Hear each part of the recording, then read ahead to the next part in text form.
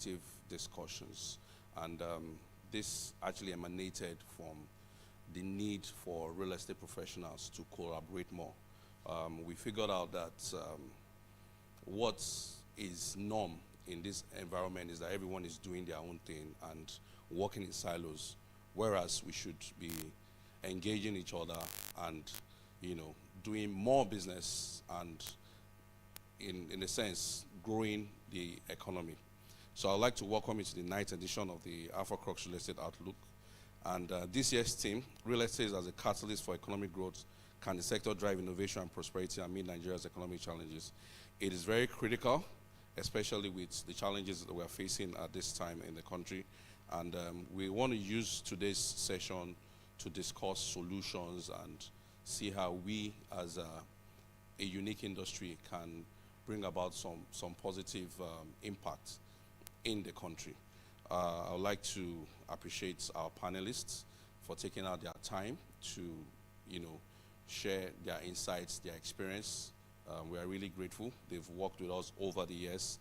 Mr. Opeyemi Agbaje has been here before, and he has graciously, come again to share his wealth of experience with us. And I strongly believe that, after a session, we'll be different. We'll be more educated. We'll be more informed. Also like to thank the other panelists, Mr. Bola Ano. We're looking at having Mr. Akin Opatola as well for the first session. And then for the second session, we have Mr. Chude Osegu of Venco, Shenwa Amusa of Yalo, and then we have Daniela Ajala of Split. A special thank you to our sponsors. We don't do this alone. We'd like to thank El Sabio Developments. Over the years, from the first Real Estate Outlook, they've been our partners and they've been very consistent. So we'd like to thank ESD for always supporting us and holding our hands along the way. They're a formidable real estate construction company. They just developed an 80-room hotel in Ibadan. If anybody ever has a chance to go to Ibadan, I think that's one of the best hotels in Nigeria. Yeah, it's called the Jags. So please endeavor to patronize them. And then we also have Ella Financial Services. They've also been with us for at least the last 5 years. They always, support us. We're grateful. We have Parkway. Parkway is our partner from inception. Parkway is a real estate development company. They've always been with us. And they are also part of the people that encourage us to always do this every year. And lastly, we have Split. They are also our partners. And with these partners and Alpha Crux, we intend to continue using this platform to help, people in the real estate industry to learn more, to do more, to collaborate more. I don't want to take much of your time. Even me, I'm looking forward to the different sessions that we'll be having today. I just want to say thank you for coming, and please do network, meet people, and then if you have questions, please always ensure that you note it down so that you are thoroughly informed. Thank you for your time. Can we please put hands together for Mr. Toby Adama? Thank you, and once again, we appreciate all our partners, our stakeholders for believing in us. I know that in the nearest future, Mr. Toby hasn't shared with this yet, but I'm sure when we take it to destination out of Nigeria and begin to let people, yes, Baba, it's happening. Yes, it's going to happen. Yes, I'll be there to also, it's important. Real estate is the real deal. It's real. I mean, if you saw the video of a young pastor share just last week when it was Pastor Irene, do you know him? How a man bought a property of how much? Did you hear the amount? 250. And how much is it now? 4.5 billion. That land he bought years ago on Agidingbi. And now I'm sure Otuba would know what I'm talking about. Investment in properties. Like I said, I've been privileged to. It's important how we leverage on collaboration. We're not competing. I was speaking to somebody yesterday, and we still have enough people that are still looking for a property. If you build a 2-bedroom right now, build it, you'll be shocked that before you even finish building it, people are interested in it.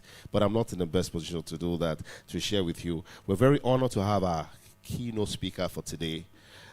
For in the corporate world, you know him as Mr. Opeyemi Agbaje. But in the social world, when you hear Otumba Opeyemi Agbaje, it's just only one person that we have. And we're very honored to have him. I'm just quickly going to read his profile. He has a long profile, but we have the abridged version. He is the founder of RTC Advisory Service Limited, a leading strategy, policy, and economy and business advisory firm in 2004 after a successful career in banking and financial service. He teaches and conducts research in strategy and business environment, economy, policy, and regulation, scenario planning, industry and competitive environment. It's also execution, organization transformation, and leadership. He was previously full-time LBS faculty, which is the Lagos Business School faculty, as senior fellow in strategy and business environment, and also later head of Department of Strategy and Entrepreneurship until 2007, and is currently on the adjunct faculty. Another thing you don't know about him, he wrote an authoritative national column in Business Day newspaper from 2006 to 2019. And he's also a member of the newspaper editorial advisory board. He was the host and executive producer of the Policy Council, a TV program focused on improving policy and economy, aired on Channels TV, Ben TV, London from 2012 to 2015. Please put your hands together for Sir Opeyemi Agbaje. Can we celebrate him, please? Thank you so much, sir. Thank you very much. I'm always very shy when people insist on giving me an introduction. I prefer to just go and talk. Good morning. My name is Opeyemi Agbaje. When I'm working, my name is Mr. Opeyemi Agbaje. I don't like distractions. But yes, the Methodist Church made me a knight, so I'm Sir Opeyemi Agbaje. And some communities in Ogun State call me Otumba. And some people in Ijebu call me Baba Egbe. So, but it's a distraction here. Let's focus on what we've come to talk about. So, let me start with some background, because we must talk about the Nigerian economy. I must admit that from the very beginning, I have had a contrarian view about Nigeria's reforms. I suspect the mainstream view was to condemn them and to shout about subsidy and exchange rates and T-Pain and all of that. But I hope I don't offend anybody. I always supported those reforms. I have always supported economic reforms. Nigeria's history and experience tells us that economic reforms are good for us. So the most recent example was essentially 2001 to 2006 under President Obasanjo. And in that era, we did painful reforms. We've forgotten, but we liberalized. We tried to remove subsidies. We removed them several times. We had strikes all the time. We consolidated the banking industry. It was painful. People lost their jobs. Some banks ceased to exist, but those that recapitalized became stronger. It still had its errors, because even some of those who recapitalized became reckless. So we also learned that economic reforms have risks and downsides, right? And need careful management. And then we did the big one that we first did that catalyzed the Nigerian economy was telecom sector reforms. We did the digital mobile license auctions, which we popularly call GSM, transformed our telecom sector from less than 500,000 lines to whatever the number we have today, in hundreds of millions. From 2001, Nigeria's economy, most people do not know that in 1999, when we went back to civil rule, the growth rate of the Nigerian economy was 0 point something. But with telecoms reforms in 2001, we had GDP growth plus 15% plus, and then with all the others coming in, particularly from 2003, we just settled GDP growth between 6 and 8%. From 2001 till 2014. There was no time between 2001 and 2014 when the Nigerian economy grew at less than 6, outside the range of 6 to 8% GDP growth. And then we took the reforms for granted. We thought that, we forgot that just in the 90s, as a banker, we experienced the same levels of inflation that we're experiencing today. We experienced the same height of interest rates that we're experiencing today. Inflation, interest rates, currency devaluation, all of those things we experienced in the 90s under bad economic management by the soldiers. And so it was the reforms that we did commencing in 99, prudent management of our oil resources, establishing the price benchmark, saving the balances, building up reserves, and all of those things that then culminated in the Paris Club debt write-off, which was more or less the turning point. And when the Paris Club debt write-off happened, Nigeria was like given a new lease of life economically. The Paris Club wrote off our debt. We had over $60 billion in reserves. We had stabilized our currency. Inflation had declined. Foreign direct investment was mounting. The story of MTN galvanized the whole continent and the world to regard Nigeria as an investment opportunity. That's what happened in very recent history. But we forgot, and we started focusing on emotions and politics. And in my view, I said so then, I still think so now. We made the grievous error of electing Muhammadu Buhari as president of Nigeria.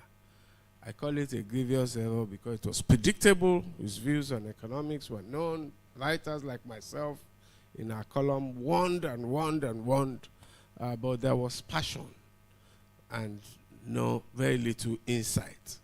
And then, of course, politics. And so anyway, one of the kind things God has done to us is that, for good or for bad, is the gentleman that foisted Buhari on us that has to fix the damage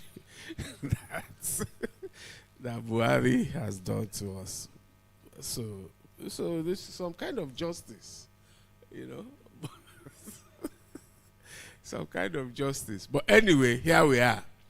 President Bola Tinubu is doing the right things, in my view. He embarked on those reforms.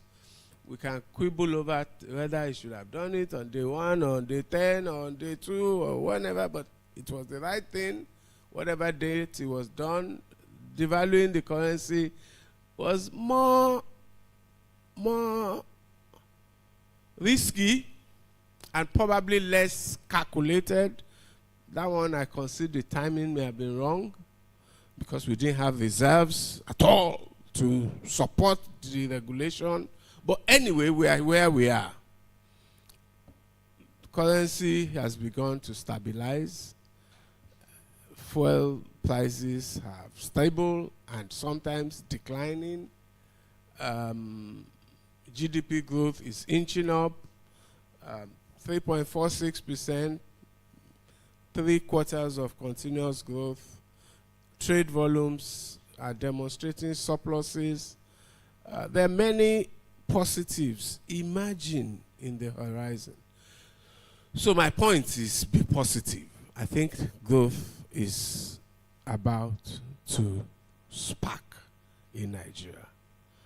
And if you look carefully, the signs are there. None of our economic sectors is in recession. Many are below optimal growth levels. The foreign direct investment is resuming, led by the energy sector, oil and gas. But it will invariably spread to other sectors, including real estate. So I'm hinting, and I hope you have the same. Inflation may have peaked. We've done the biggest inflationary issues in 2024. There may be two more utility prices, particularly telecoms, but it's not as widespread, and the impact will not be as severe as petrol and exchange rates. So there's power that may spur some inflation as well. The message is, I think growth is about to spark, and I think that you should be positive. I think there are opportunities, and now to the sector that we're talking about, I think the opportunities there may also be significant. Now, real estate, if you look at Q3 GDP, the latest available GDP figures, real estate is one of Nigeria's top 10 economic sectors. It's about 5.48% of GDP, which means it's a large sector. It's bigger. It's maybe counterintuitive, right? But it's almost as big as oil and gas in GDP terms. It's bigger than financial services in GDP terms. So the value of real estate assets in Nigeria is big, it's significant. However, size is one factor, growth rate is another factor. If you look at growth rates of the sector from 2015, when Nigeria went into the first recession, the sector has struggled. Went into a long period of recession, not lack of growth, and then came out briefly, and the growth began to grow in around 2002, 2022, and it looked as if, okay, the troubles in this sector may be over. And then the growth rates got to around 4%, and then went back. And now, today, in the last few quarters, the real estate sector has not shown significant growth. And now it's trending downwards. So, not very good outlook. However, caveat, I believe that we need MBS, and one of the things that Toby and others in the sector can, and maybe myself can try to do, is to encourage NBS, National Bureau of Statistics, who gives us all this data, and who does a fairly good job of it, in my view, to disaggregate real estate GDP data. So, for instance, there's no point telling us the sector is 5% of GDP without disaggregating the data on a state-by-state basis, for instance, which might tell us, and in fact, if we really wanted to get granular, we need the data almost on a what the Americans would call county-by-county basis. So, for instance, Banana Island, Lagos Island, VIA, Ikoyi. Because the real estate markets in Nigeria are really a few discrete places, right?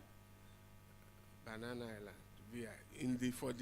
In terms of the value, Banana Island, VIA, Ikoyi, maybe Magodo, GRA Ikeja. Then Maitama, Asokoro, Wusetu. Then Port Harcourt, maybe. And that's where most of the value may be, we may find. And then so that we can be more granular in our data.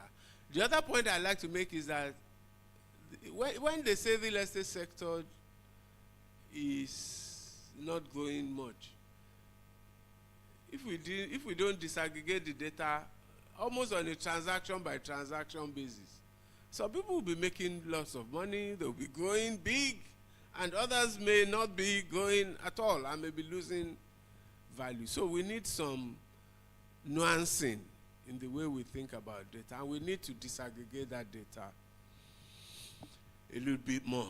So now 2025, we're in February. What are the biggest constraints in the sector? I think we all know that.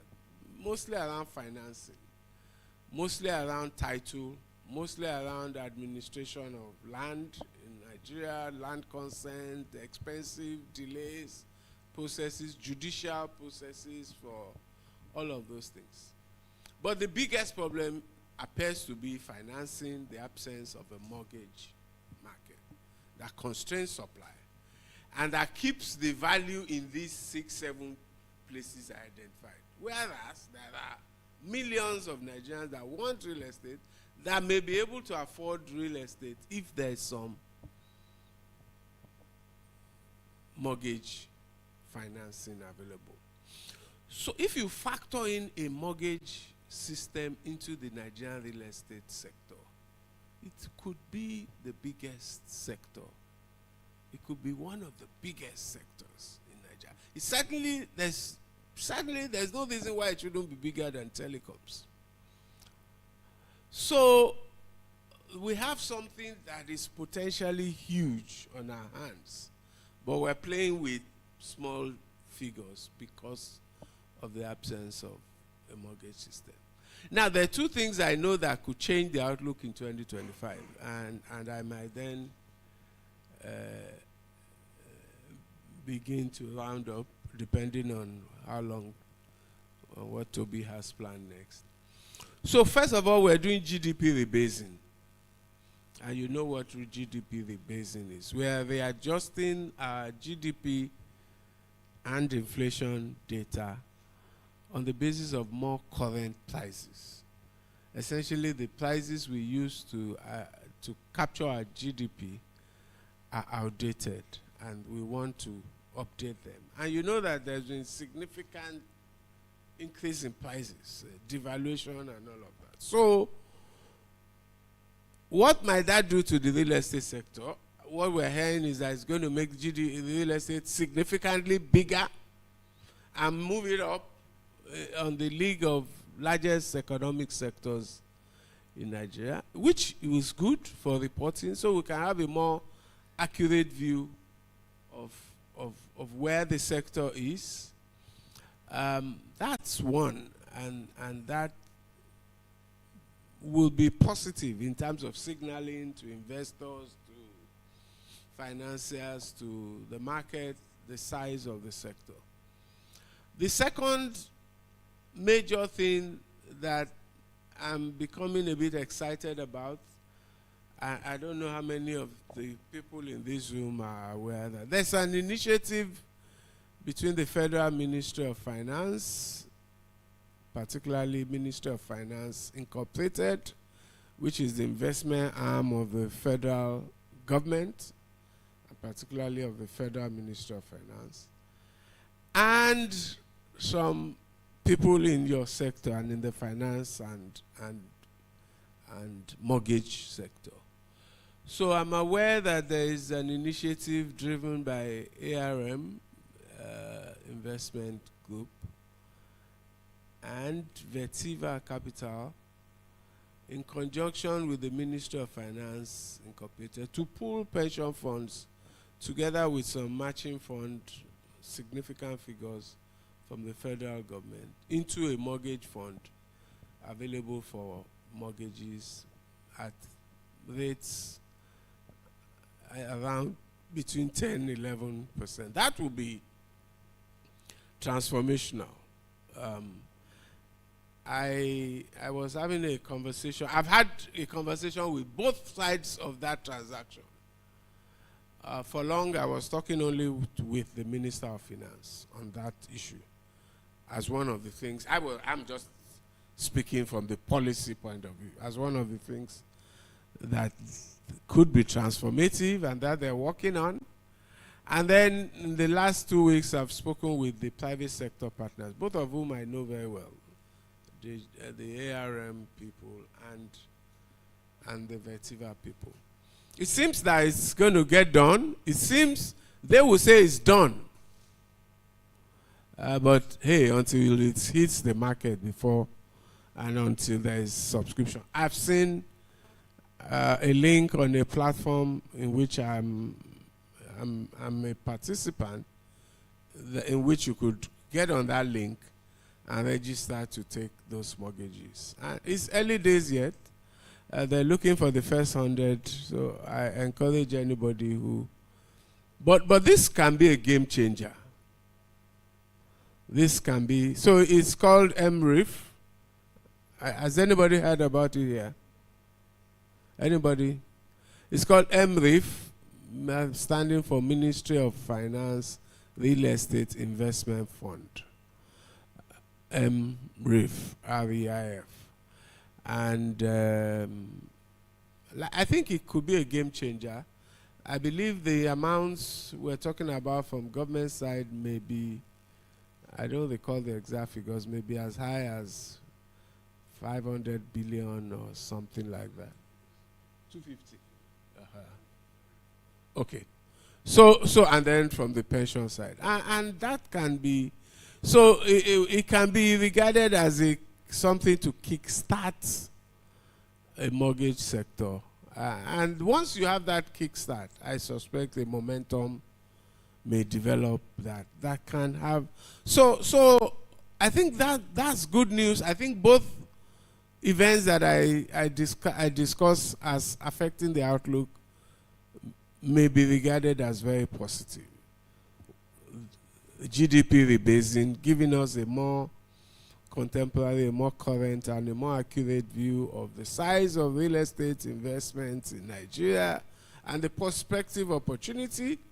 And then, on the other hand, more transformative and more direct to the point, the availability of this kind of funding on a sustainable private sector basis may be a real game changer for the sector.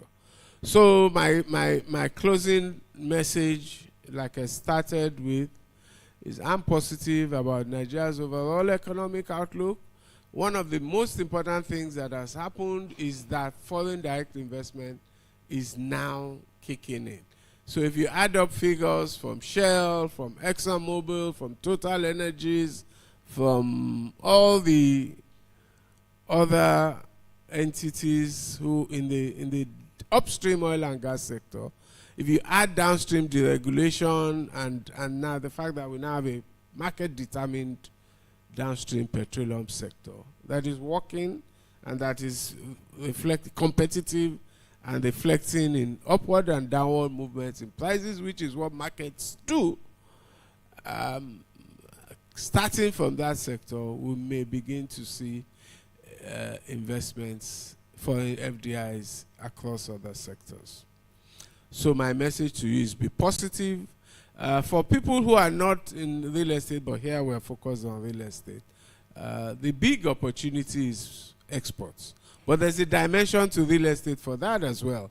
Nigeria's properties become very attractive, especially from the view of the Nigerian diaspora. So that's, I just think the upsides are immense. We saw Dirty December. Most people focus on the entertainment aspects of it, but one of the biggest drivers was the exchange rates, which made it affordable.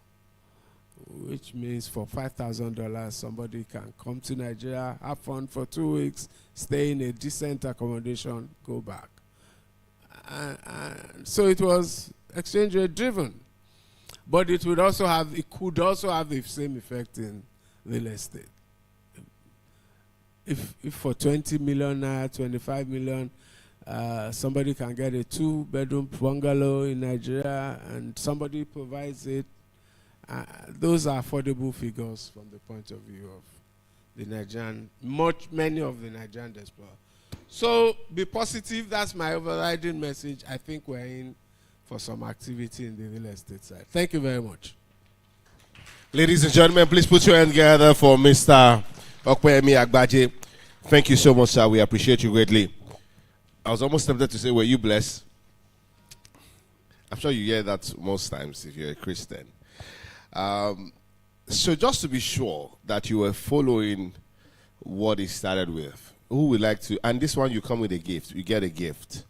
Someone will get an iPhone 14, we'll give you the charger first, and then you buy the phone by yourself. But just to be sure that you were following, because it takes a lot.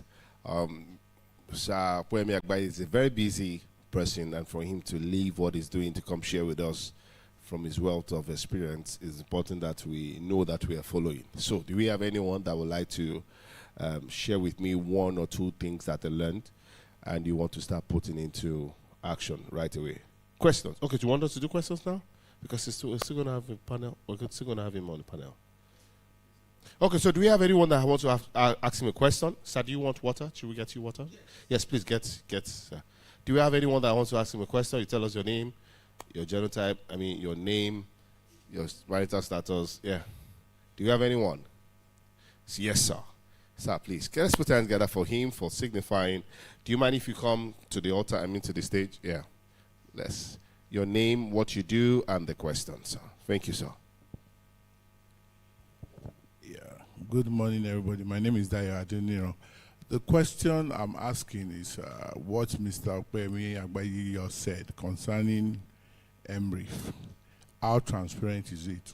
Because everything in Nigeria is shrouded in capital letters, but before you can get to have the value, you cross all the rivers, climb all the mountains, and you don't get jack. So how transparent is it? Because we need to know. Where lots of people are crying, they want things. Just across the road here, a friend of mine, they built like 40-something flats, aiming at the PwC staff upstairs. Now, those buildings were built because, I said something last year at this event that you can really get, you can hardly get people that want big houses, that the numbers for smaller houses are more than the ones who want the big houses. But somebody said what I was saying was wrong. Now, people who want to buy those flats, more are being built elsewhere. How will they access it? Is it transparent? Because when they say there's one link, you log in here, you log in there. The Yahoo boy too is bringing his link. You put your details there, and the next thing, all your money is gone. So how transparent is it? Is it paper or digital? Thank you. Thank you so much, sir. Okay, Nigerians are justifiably skeptical of our government, and I say justifiably because they earned the reputation for being not trustworthy. So I'm not surprised anytime we are skeptical. But skepticism has a cost, a high cost in a growth opportunity. So when initiatives are announced, the entrepreneurial minded will go for it, the skeptics will post on Twitter, on X, and the opportunity will be gone. So I'm just cautioning, don't be skeptical. When you see an opportunity, exploit. Now, I can only give my personal opinion. I'm positive about this. Let me take the risk of saying something in public that Mr. Deji Ali of ARM told me in private. He said to me, and this is regarding the conversations, the planning that was between the Ministry of Finance and ARM to create this fund. and ARM means Deji Ali, and Minister of Finance means Mr. Wale Edo. And Deji Ali told me unsolicited that, Okwemi, the first time I would do, one of the few times I would do a transaction from beginning to end with the Nigerian government and no uncomfortable questions were asked. I also have a relationship with Mr. Wale Edo, and I'm not surprised that that was the account. I think it's transparent. I think there was a focus on something sustainable. Of course, cyber risks, you're on your own. No, I'm not a cyber risk expert, so assess the link. But I think that these are credible organizations, and these are organizations that have tried to do things. By the way, I'm somewhat, so there's also Vertiva, and I'm chairman of two of their funds, the Investment Strategy Committee. So I know the parties. And I think they are ethical and credible parties. And I suggest that you explore the opportunity. I guess that's all I can say. Thank you so much, sir. Do we have any other person that would like to ask a question?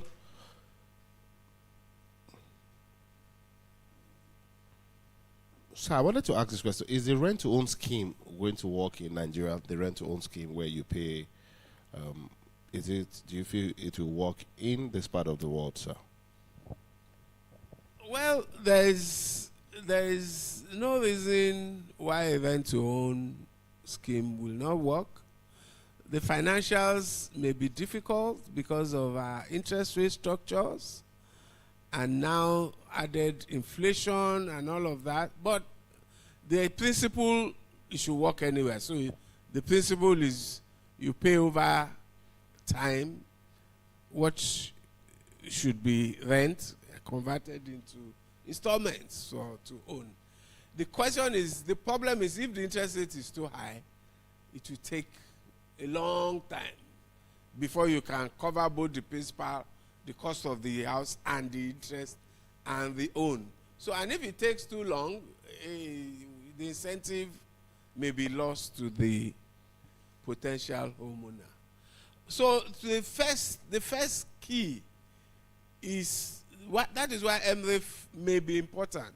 The first key is to get some affordable interest rate structure.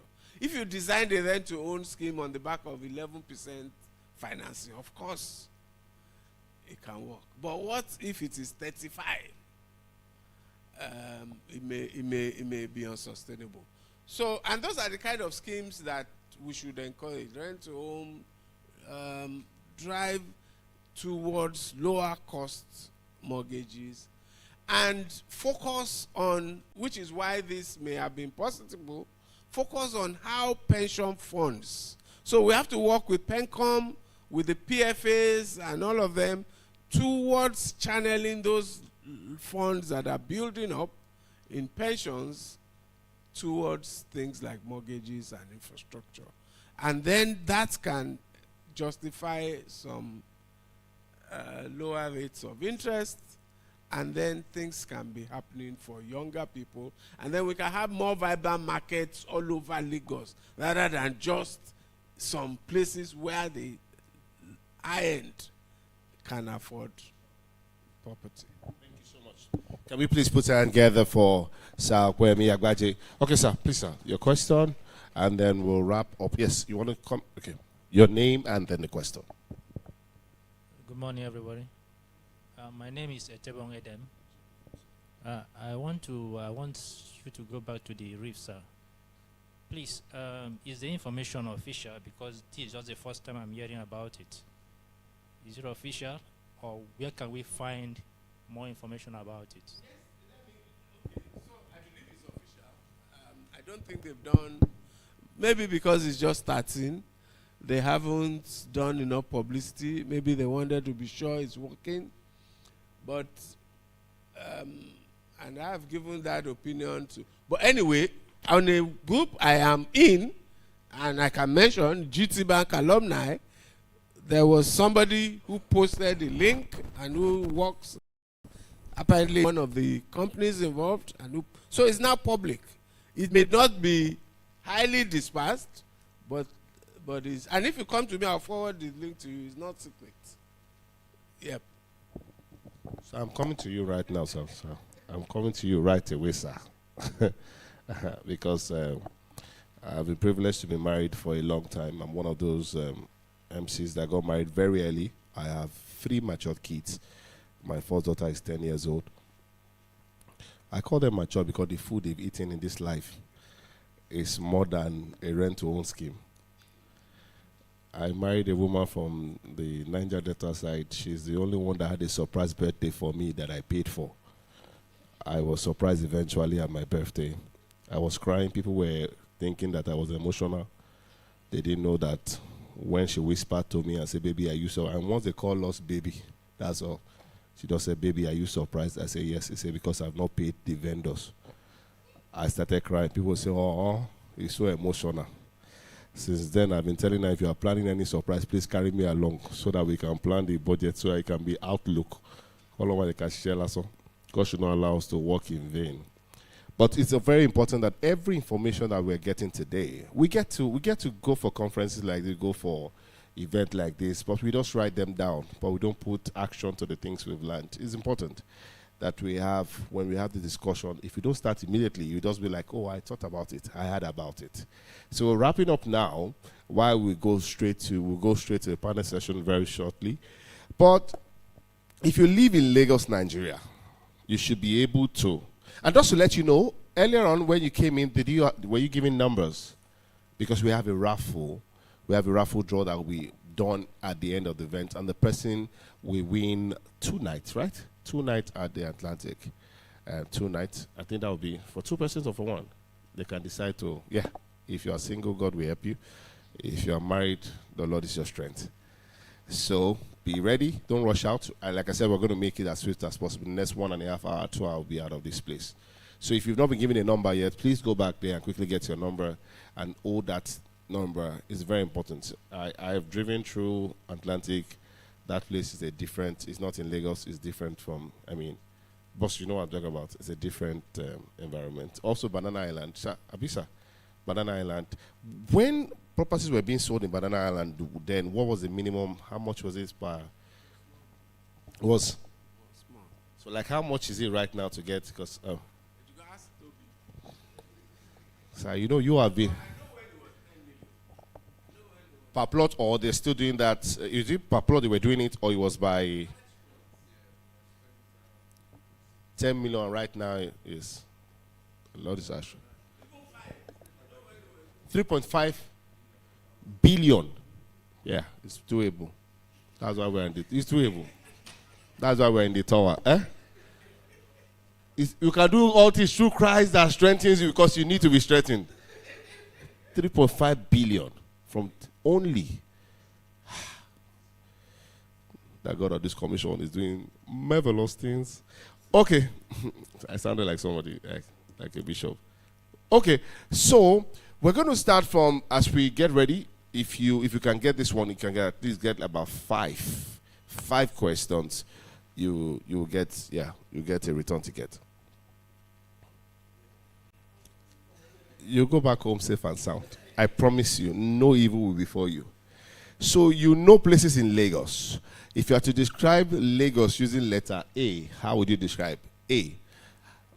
Aja, Ajegule. My sister, where are you coming from? Apapa, who is that? A. Agungi. Ado. Ajangbadi, who said that? Ajangbadi. Sir, you have been to places. Alagbado. Alakuko. Alakpere. Agege. Alimosho. B. Badore Bariga. My sister, who are you? Are you a chosen?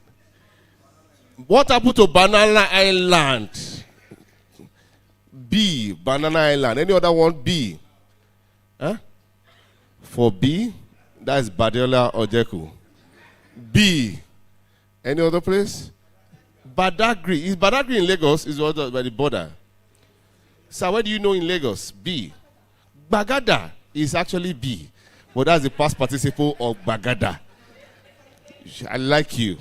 Thank you, Jerry. You have tried. Bagada. Don't, well, because of you, remove the G. Yes. Bagada. That is the past participle of B. Yeah, B. So we go to C. Chevron. Costain. Chisco. CMS. Selewe.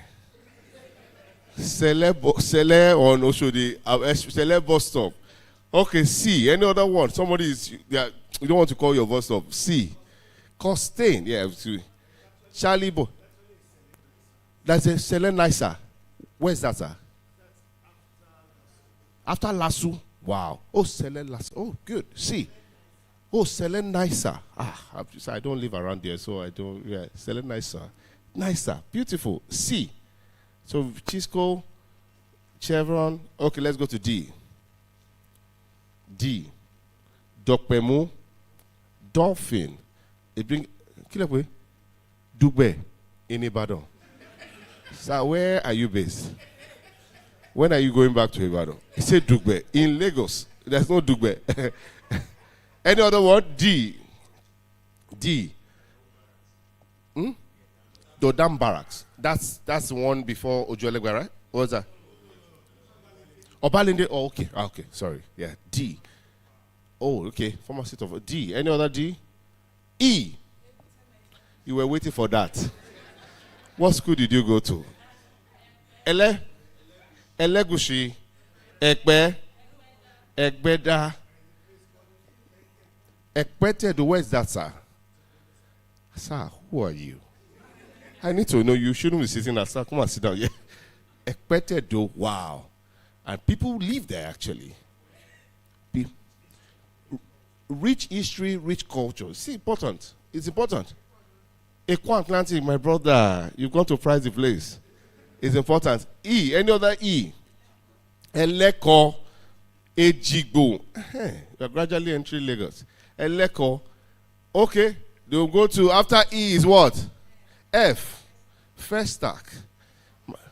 Falomo. I know that place. Folagoro. Azam Bakari. Chemist bus stop. Folagoro. I know that place. Robbers came to rob me in that place on the 16th of July, 2016. I can't forget the day. On a Sunday morning. Folagoro. They waited. They actually robbed me. Yes, they robbed me. I was living there. Folagoro. Azam Bakari. I used to live in 16 Azam Bakari. I can't forget it. They said, where's your money? Where's the dollar? That was the last time I left. I did not go there again. Call on Shah, no one. Folagoro. That's when I knew the meaning of that place. Folagoro. They gave me a slap. My ghost left me. Went outside and said, see you soon. But I okay, so Folagoro. Any other one? F? Folau Shibo. That's in Lekki. Yes. Sir, do you know anywhere? F? Yes. It's okay. Why are you thinking? No, it's okay. You have tried. How long have you been in Lagos?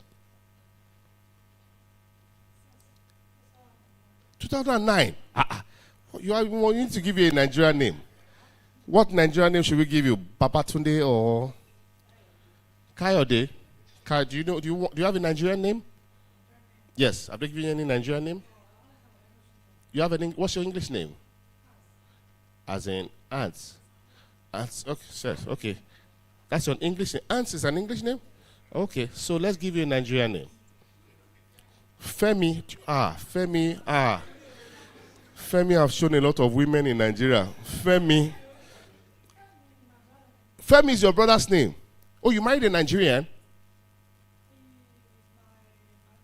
Your good friend is Femi. People are scared of Femi. Especially women have encountered Femi. That's good. Let's put it together for Mr. Ants. Okay, so should we? Okay, all right. So I would like to invite at this time. My job is not done yet, but I invite my sister. She's a master of ceremony and also an amazing moderator. So please put your hand together for Stella, as she takes also the next level. Let's celebrate her. Stella stays in Chevron by faith. Thank you so much, my very senior colleague, Sako International. Please put a round of applause for him. Thank you so much. I believe we've had a great time so far, have we? Okay, for those that are just joining us, we are going to be going into a very important discussion session now, and it's going to keep getting better from here. So good morning once again, distinguished ladies and gentlemen. Good morning. Okay, so it's call and response, right? So let's do that again. Good morning once again, distinguished guests, ladies and gentlemen. Good morning. Thank you so much. Okay, my name is Stella Ido, and I'll be moderating the panel session. And our first discussion this morning is real estate as a catalyst for economic growth. And the question we are asking is, can the sector drive innovation and prosperity amidst Nigeria's economic challenge? So, without further ado, the first person that will be coming back on stage, Sako read his bio earlier, and he said, to avoid distraction, I would not call him Baba Egbe, right?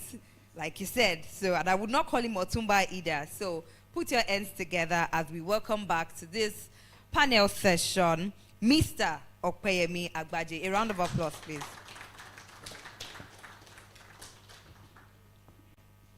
Thank you so much for joining us once again this morning.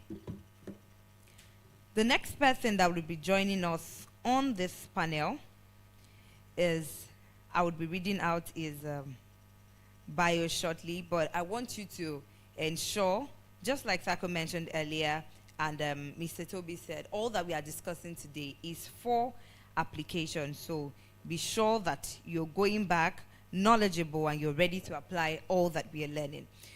So the next person joining us for this panel session is the Managing Director of Cordros Asset Management Limited.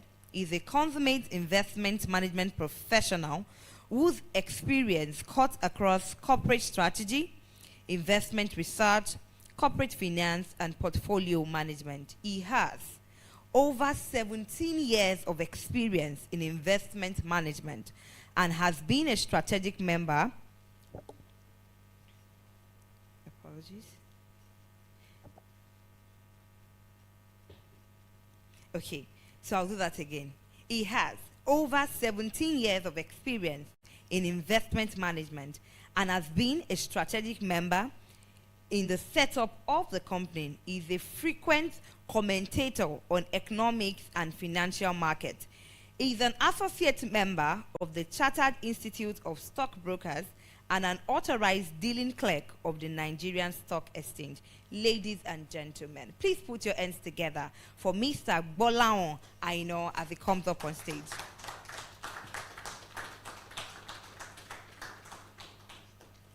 Okay, so we have one more person who is joining us virtually for this session. I would like to recognize the presence of Mr. Chuks Monweke, who is joining us virtually. Round of applause for him, please.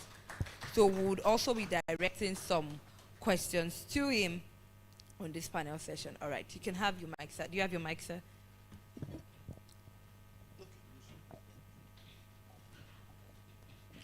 Okay. So this first session, like I said earlier, we are discussing on real estate as a catalyst for economic growth. And we want to be sure that this sector can drive innovation, can foster prosperity, real estate sector, to Nigeria's overall economic growth. And if you agree that it is significant, how would you mention some of those significant feats that we have achieved in the past few years? Thank you, sir. Okay, good morning, everybody. I'm happy to be here. And I say a big well done to the Alpha Cruise team. I think it's phenomenal. This should be the 9th year, if I'm not mistaken. So well done for the consistency.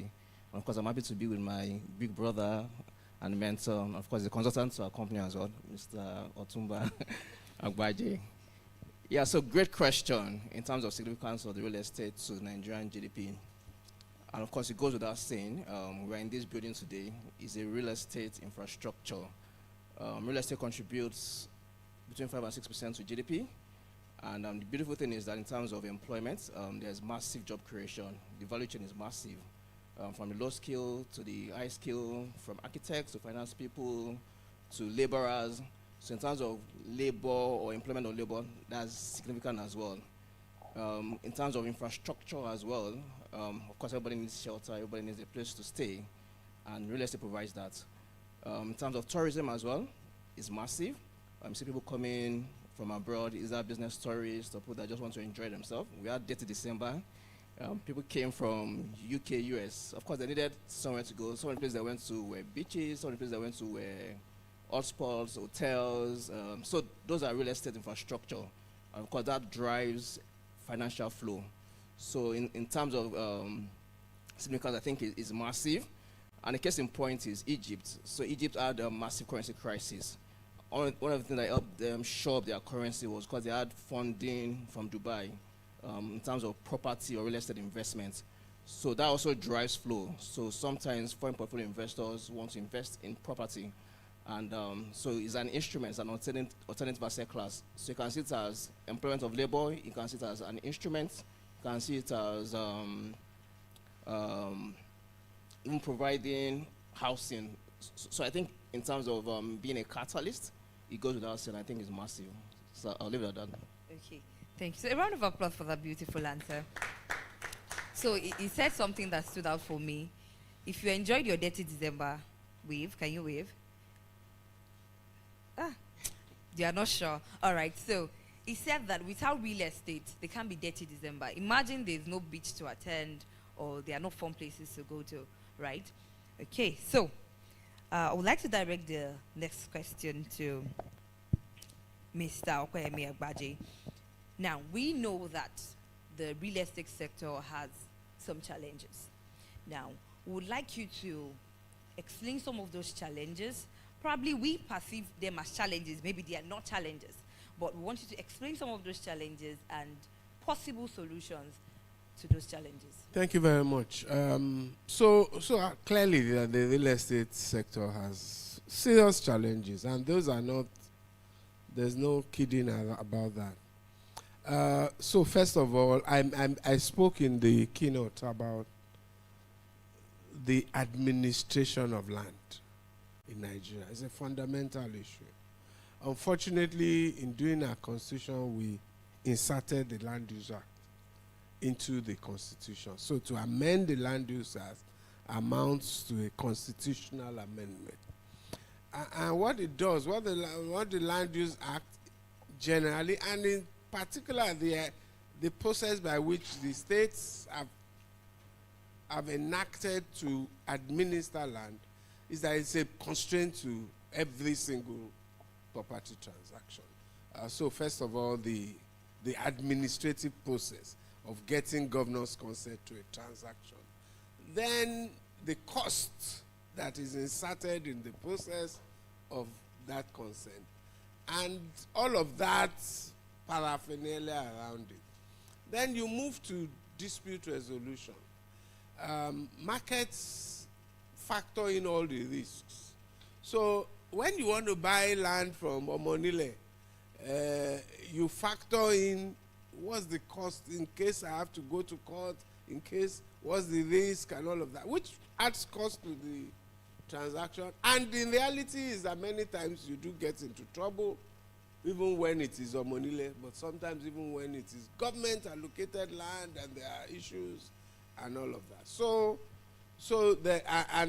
But in the event that the matter becomes a judicial issue, you can stay in the High Court for 5 years, 6 years. Those add layers of cost and uncertainty and complexity to property transactions. And if you have to appeal and go to the Supreme Court, you're talking about a matter that might take 20 years.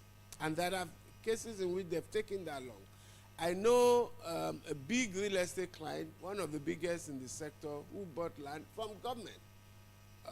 And then it turned out that there was a problem. And there was cost and all of that. And that issue took years to resolve. So those are two. Now, the fundamental and the biggest one, I think, of practical importance to people is on the demand side, there are no mortgages to back up demand. So people work. If you don't work in a bank where you can get a mortgage loan to buy a house at a fairly discounted place, then you have to be part of a cooperative. So people have come up with all sorts of schemes, but the bottom line is that the easiest thing that societies and economies have done to facilitate property transactions is create mortgages. The problem with our case is interest rates are too high because inflation is too high, and so we have not succeeded. I mean, it's difficult to create mortgages at 22, 25, 30%. Mortgages are typically low interest things because they have long tenors. And so that's the big problems. Or even one of them, the most important being the mortgage creation. We will catalyze, back to your topic, massive growth in the housing. Okay, so Mr. Bolanwino, all right. So we complain about inflation, high interest rates that is affecting the economy. So now, for the real estate sector, how can we mitigate the effects of that in terms of collaboration, in terms of coming together to ensure that even though we have inflation currently affecting the country, how can the real estate sector mitigate the effects of that? Okay, inflation is a global phenomenon, and well, everybody experiences it. Possibly what you bought a year ago, it has sort of doubled, and the beautiful thing is that real estate is an inflation edge. So as things are going up, property prices have even more than doubled. Interestingly, I was speaking with Toby, was it 2 days ago? And I was like, the property was asking us to buy, was it a year ago? It has more than doubled. So it provides that inflation edge. But in terms of how do developers, how do people in that sector, how do they mitigate inflation? So I'll share a few thoughts. Even though you can't totally erode inflation, but you can probably mitigate or reduce the effects of it. I think in terms of doing some JV, that sort of might reduce the effects. So you're not bringing the entire quantum of money. You have the land, you can look for someone that can provide the funding.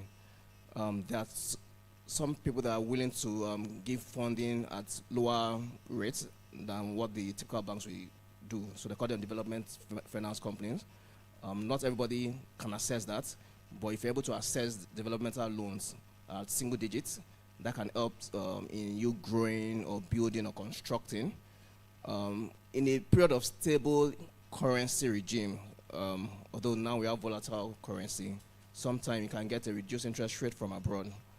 But however, I don't sort of advocate that now because really the Naira is sort of depreciating against the currency, even though in the past couple of months we've experienced some stability, but sometimes to look for lower interest rates in other climes or other jurisdiction. But what I was saying in terms of application, one is to look at the time, whether it's appropriate.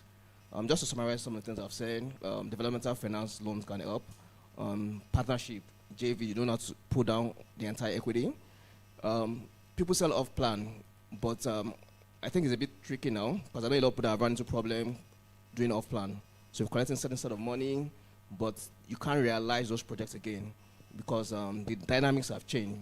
You wanted to buy some goods, some construction materials, they are really more expensive now. So in terms of off plan, you might want to introduce a variable element to it. So maybe not a fixed rate, maybe it might be a rate plus X or a rate plus whatever. So just you are trying to mitigate the rising or the volatile exchange rate. So those are some of my thoughts in terms of how you can sort of mitigate inflation. You can't totally erode inflation because it's a global phenomenon. So several things are contributing to inflation. The macro factors, the exchange rate, food prices, insecurity. So you can't, but you can sort of reduce the effects. And I think some of the ways you can reduce the effects is look for cheaper funding, cheaper loan, collaboration, and what some real estate firms are doing, those that sort of have a rating. So they have their books kept, they have their books audited, they have an investment grade rating. You can actually go to capital markets and you're able to raise funding at a lower at a cheaper rate.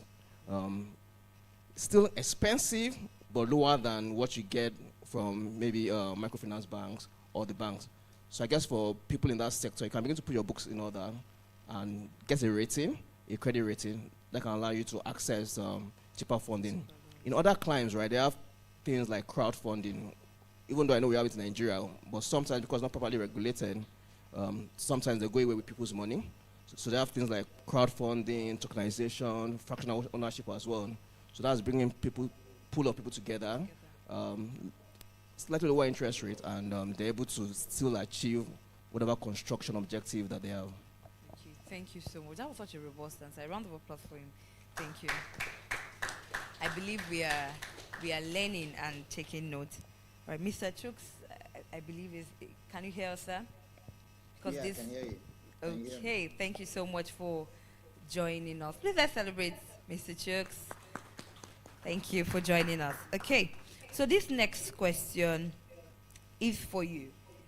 Now, how can real estate be leveraged upon to create more job opportunities and support local industries in Nigeria? So how can this sector ensure that there are job creations for people at different stages in the country? Okay, thank you so much for that question. First of all, I would like to thank Mr. Toby and the Alpha Cross team for putting this together. I actually think consistent, right? Even with whatever difficulties that may exist, this has been consistent, almost going on a decade. And I'd like to really thank my co-panelists. Sorry that I'm doing Sorry this to virtually. interrupt you, sir. Can we please have a bit of volume? 1 sec. Yeah, please, Can just you a hear me? second, Is sir. it better? Can No, you hear me? it's Is from it our better? end. Can you hear me? Is it better? Okay, is it better in the all? Yeah, I can hear you clearly. Can you guys hear me? Okay. I think we can go ahead while they're working it. Thank you, sir. Okay. So I'm saying thank you guys for putting this together, Alpha Cross. Going into your question, I think that if not just in Nigeria, but in almost other major economies, real estate is actually one of the first places that you get that policymakers get into to create to boost employment. For example, the average development project, even if it's just say building a 2-bedroom apartment, could employ 20 to 30 people directly, and probably 3 times that indirectly.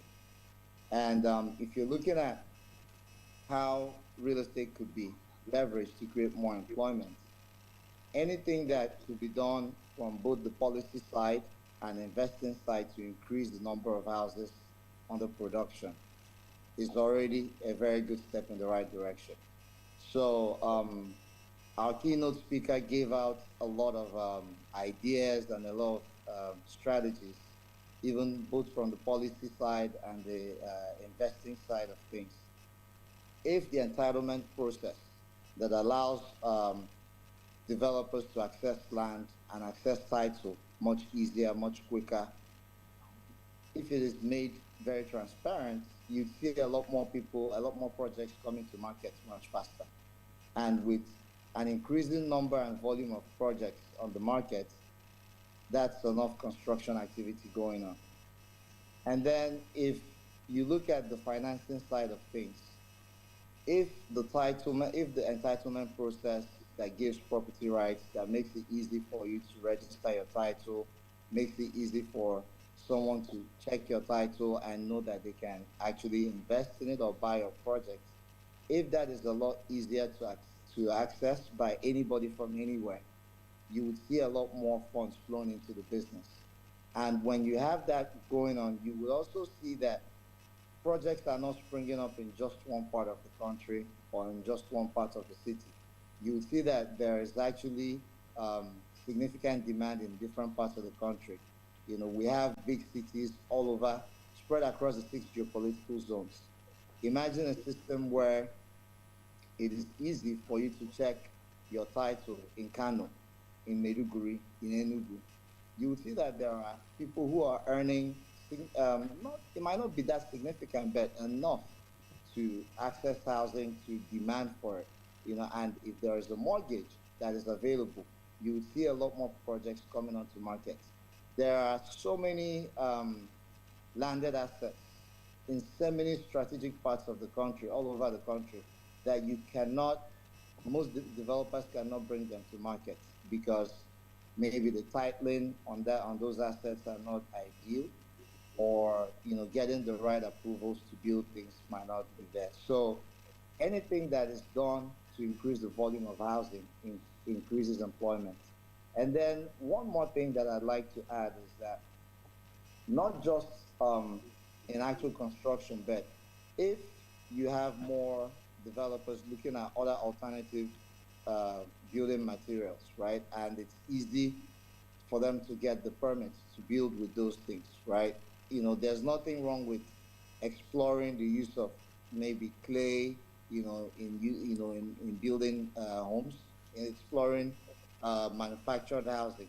If you have different and varied types of products within the system, you would see that. And if those materials are produced locally, so let's say you reduce the importation of certain things, and you have, even if it means that, the people that sell those products from different parts of the world now come locally and have local partners to build manufacturing hubs in just around key markets. For instance, someone goes somewhere in Ibadan because there's already a train, linking Lagos to Ibadan, and builds, say, a flooring business. It doesn't have to be tiles. It could be parquet flooring. That is already creating employment within that area. And if given exchange rates that is being produced locally, the prices are a bit lower, you would actually see that there'll be increased adoption, right? If there's increased adoption, there's now diversity in the products that are being used. And all those things create and drive employment within real estate. There are to build a simple house, you need more than 100 different components. And each of those components is already an industry that could catalyze employment. Thank you so much, sir. Thank you. Really, really insightful answer. Thank you so much, sir. Okay. I would be asking Mr. Opayemi Agbaje. I know that you have a wealth of experience, especially in public policy. So I would like you to shed more light on what policies or what reforms do you think they are most urgent to improve the real estate sector in Nigeria? Okay, so I've already alluded to the problem with mortgages. We must continue. This is the wrong time to talk about that, but we must have an objective of reducing inflation to single digits so that interest rates can approach single digits. Interest rates is a function of inflation. It's inflation plus something. So if you don't get inflation down, I think maybe in 2026 we may be, not 2025, we may be somewhere around 21% by my own estimates. But even that is still too high for a mortgage market. Beyond that, while the challenge of what to do with the Land Use Act, that's a long-term problem. And I'm not sure there is much appetite to change it. It's a major revenue source for the states. Okay, so even if we must have the Land Use Act, we don't have to have extended periods of processing issues at the land registry, consent and all of that. So that's simply an administrative issue. That's simply about land administration. That's not a legal issue. So the cost is not a legal issue. It's what you are prescribed as a. So many of the states focus on revenue generation without understanding the link of wide availability of titles with economic development. And so there must be some advocacy on the economic development objective of everything that goes on in the land registry so that the states can understand. There's some states that should. I once told a particular state in the southwest that if I were you, I told the governor, I will even give out land titles for free to bring people to invest in this state. who is coming to your state that you are trying to charge high fees for land? Just give it out quickly. Tell people, just come. In this state, we have free title. Let the place develop first before you recover your money through land use charges. But we have so we have to deal with those issues. There's also the planning side, planning approvals and all of those things. You can imagine talk to any real estate developer and the things they go through along this whole chain, beginning from getting title to doing the planning approval to doing the construction. Those need to improve from the administrative side, but our biggest energy has to be devoted to the kind of things that MREF, we spoke about MREF for those of you who have just come in. MREF is a collaboration between the Federal Ministry of Finance, Incorporated, and the private sector led by ARM and Vertiva. And what they're trying to do is to create a fund for mortgages that can be around 11-12%. That's where a lot of our energy should be focused. That's a catalytic action. MREF, I view it as catalytic, but the more bigger energy should be on the pension side to create incentives for the pension funds to go into mortgages and infrastructure. And because they're long-term funds, they can be available at significantly reduced interest. Those are some of the kind of initiatives I would like to see.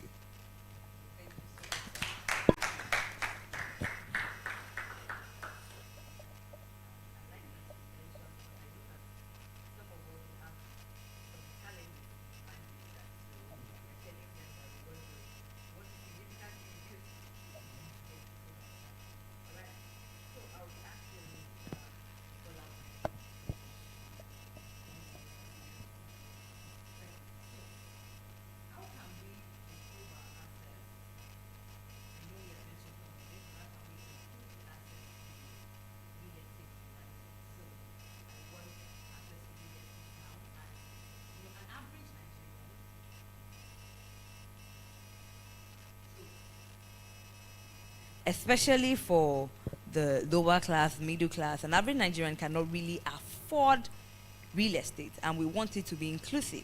So how can we improve the access to real estate finances? All right, thank you, sir. Okay, I'll try to answer as much as I can. So I think a lot can be done, even though the government is trying to do a lot. I know the Pension Act has been tweaked a bit, that people can access part of their pension for real estate or for property ownership. For a lot of companies, a lot of them have contribution they do to the Federal Mortgage Bank. I know a lot of people that have actually built their houses at single-digit interest rates, in some cases as low as 6%, 7%. Interesting, I was speaking with a colleague and she said that she wanted to sell a property, and that when she got it, for maybe 11 million, something ridiculous. And the thing is worth over 10 million. And the beautiful thing is that she didn't even put down more than maybe 2 million. Wow. She got funding from the Federal Mortgage Bank. So from the policy direction, I think Mr. Okpayemi also alluded to a lot of things. We need to have interest rates come down, because you can't be doing mortgage at that. It's killing. Nobody can survive that sort of interest rate. So we need to have that mortgage market working. People need to be able to also buy back mortgage. So abroad, you have what you call a mortgage buyback. So that sort of financial structure needs to be available. Also, from policy direction as well, I say you have to bring the interest rates. The Federal Mortgage Bank, not too many people are aware of it. So I think in terms of people being aware of it, some people even think it's fraudulent, that they're not going to give you. But I have people that have testimonies, oh, I got this. So there needs to probably be a lot of visibility, a lot of awareness that these things are, that is available. So that those are some of my thoughts in terms of how we think the low income can access low or buy property. So access to mortgage, from the government side, bringing down interest rates, also from the agencies. So, for example, Mortgage Bank, for instance, a lot of awareness, visibility that this is affordable. Okay, thank you so much, sir, for your answer. A round of applause for him.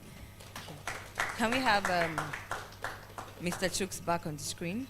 I'll be asking one more question, and then I would like us to prepare our questions for this first panel session. So if you have questions, after we take one more question from Mr. Chooks, then we'll open the floor for you to ask your questions for this panel session. Can we have him back on screen, please? Okay. All right, before he comes up, from your wealth of knowledge, sir, Mr. Agbaje, from your wealth of knowledge, I want you to share. So you told us earlier that we should be positive, we should think positive, we should visualize, we should be sure that it can happen. So I wanted to share positive example, positive scenarios where real estate has actually helped, so far, has actually helped Nigeria's economy. Can you share some of those case studies with us, sir? Okay, well, first of all, the mere fact that, like I think I mentioned that in my remarks earlier, is can you imagine that the size of Nigeria's real estate sector is bigger than oil and gas in terms of asset volumes, but it's suboptimized. It's not as effective. I mean, there's a reason why that's counterintuitive. Oil and gas revenues go to government. Real estate revenues go to individuals, a large mass of owners. And then, of course, oil and gas supplies us FX. So we have a huge sense of the importance of the sector for good reasons. But hey, this is a huge sector as well. And I was reading, he mentioned Egypt, right?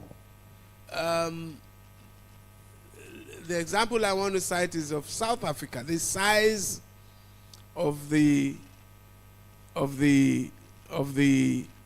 real estate investment funds, trusts in the South African market, huge.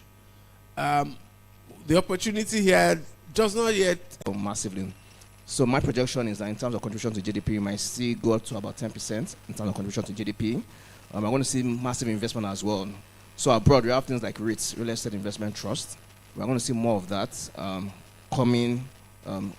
So if investors can see good return, and there is return in real estate, but more often than not, some of those returns get lost. More often than not, people don't trust. So if that trust deficit is being dealt with, we are seeing reforms. The contribution is going to be massive, and my projection, my guess is that it can go as much as 10% within the next 5 years. Thank you so much. I believe our panelists, they've done a great job. Please, a round of applause for them. Celebrate them doing better. Thank you so much. So, before we end this session, if you have questions, please, could you please signify? Questions. So the microphone will pass round. If you have questions, please let's ask. If you have questions, please. Oh, wow, beautiful conversation. So we had a great time, right? Celebrate them once again. Okay.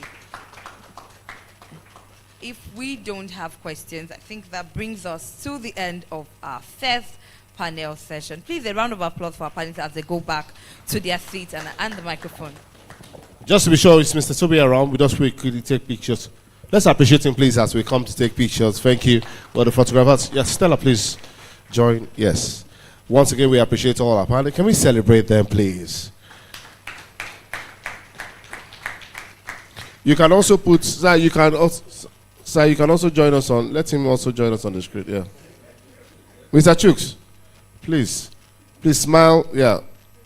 Please take away this, take the outlook and let us let the in look, yeah. It's switched off. Okay, please, all your videos, sir, where, you know, this is the only country where you see a photographer taking pictures and they are the ones smiling. Thank you. Okay, yes, please smile. Thank you. We know you would have loved to be here. Thank you so much. Thank you. Okay. Did you get him? Thank you. Yes, he's our sponsor. Yeah. Thank you so much. We appreciate you. Stella, thank you. We'll be back shortly also for another time of conversations. In case...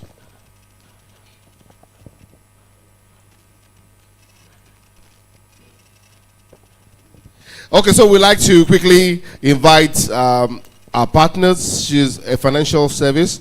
They've been of immense support to us from back to back. Please celebrate a representative of Ella. Can we please put together a representative of Ella Financial Services? They'll tell us about their product, what they do, how we'll invest, and how we'll come out with an amazing testimony. Thank you. Thank you. So, hello everybody. My name is Toby Amida. I'm a director of commercial operations in Ella Financial Services. We are a fintech. We also have a microfinance bank license. So, I'll first of all thank Toby and the team for putting this together. We've participated in this over the last few years, and it's always insightful when you think about real estate, how we can improve, how we can contribute our quota to ensure that people's lives, the quality of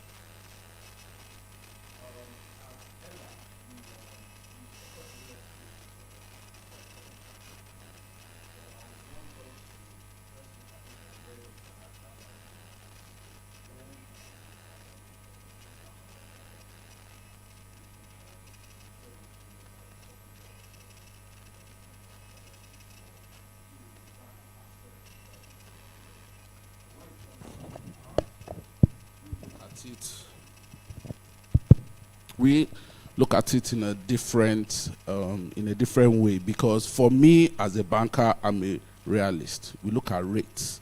There is nothing I can do about MPR being 27.5, and I have to lend.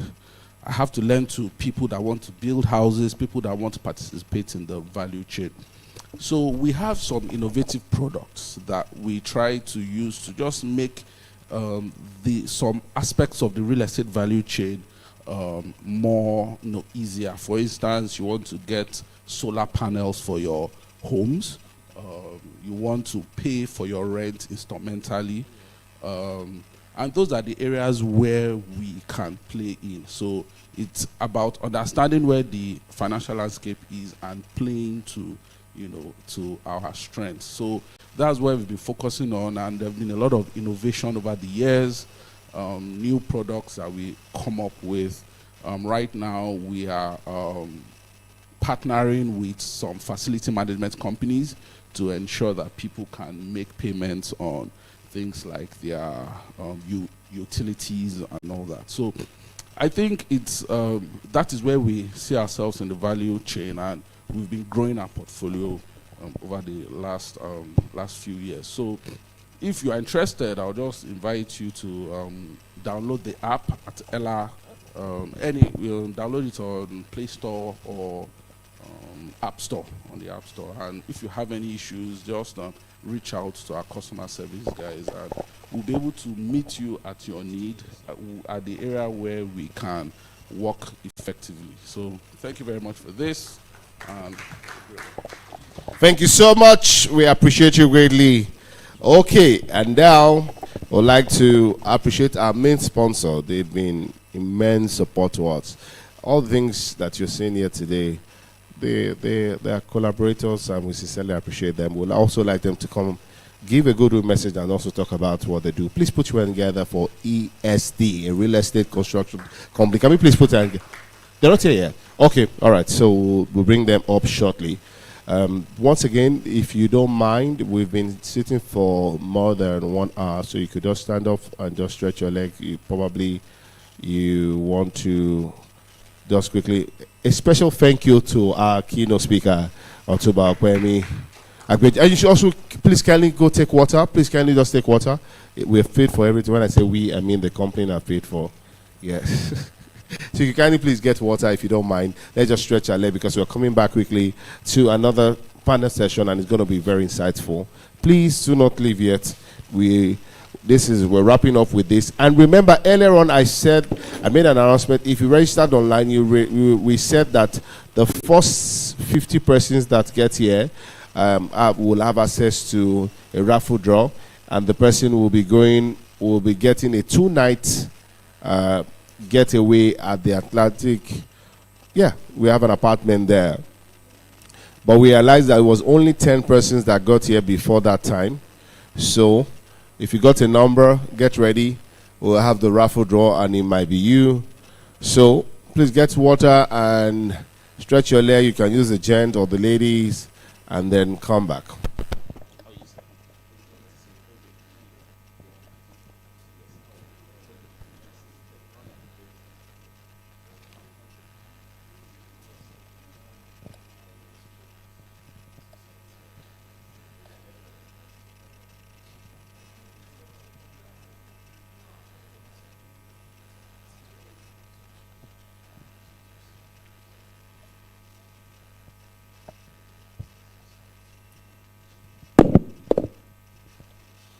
Please, can the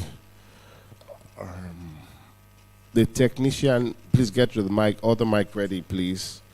If he's in the house or they're in the house, please.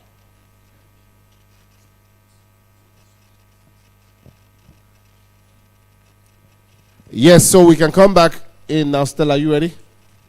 You okay? We can come back in for the second service. For the second.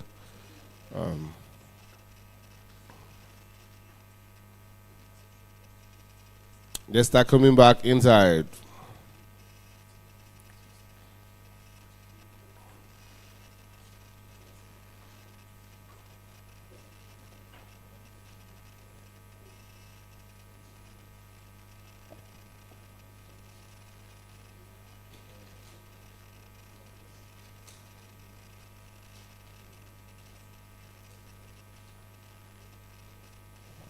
We're ready. Can we start coming in? Inside, we're about to start the second panel session. And this will be discussing on harnessing technology and finance to boost real estate economic impact in Nigeria. Can we start coming in?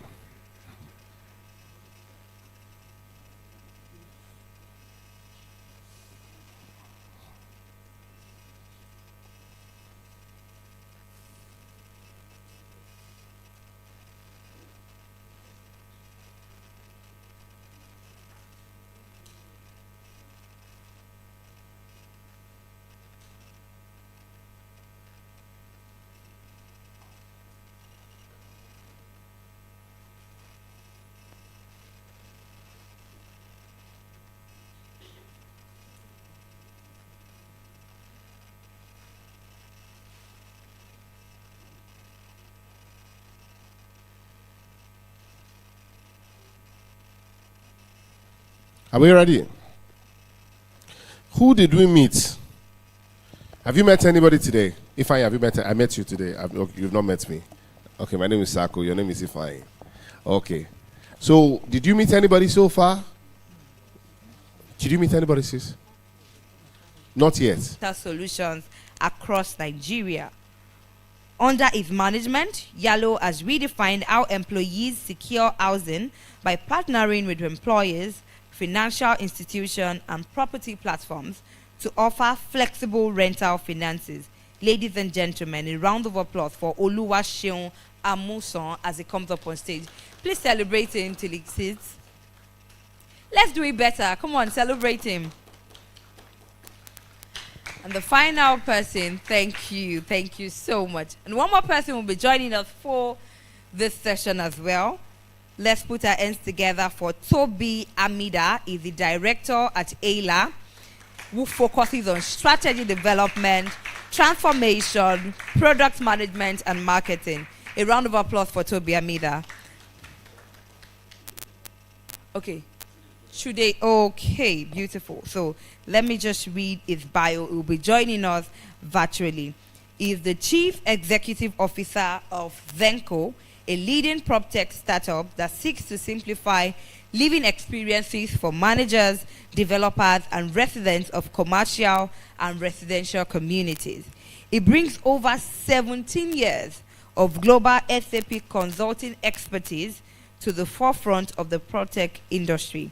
As the co-founder of Manquela Limited and an integral part of the founding team at SocketWorks, he has demonstrated a remarkable entrepreneurial spirit. A round of applause for Chude Oziegbo as he joins us for this panel. Please celebrate, you can hear us. All right, thank you so much. We'll just go right into our discussion. Okay, do we have a microphone there? Okay, please help us. Yeah, just a brief introduction. And to your question, what are the trends that I am hoping to see or I've already seen? Yeah. I think one of the most important things, and I think I'm seeing now, is how important data is, right? So, you know, obviously there's a big craze around AI, artificial intelligence, and things like that. One of the things that I'm enjoying seeing is seeing how we can get efficiency gains using the power of AI. Just plugging, you know, AI into the way we build, you know, so, you know, you have opportunities, for example, to pull from different places and know that, okay, you know, and anticipate the changes in, you know, pricing. You know, AI can say, okay, because based on this information, I know that maybe there will be a price hike at this point and things like that.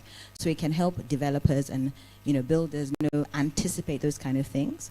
I know that there are companies today that use AI to be able to build. CutStruct is one of them. They're a marketplace for buying building materials. I know that AI is helping them drive efficiency gains in that area. Which is, I think, amazing. We can never, you know, as they say, information is power. Yeah. We can never understate the power that information can give you and the effectiveness and efficiency gains you can get from really pulling from, you know, this information, data, and they can give you, you know, the best price.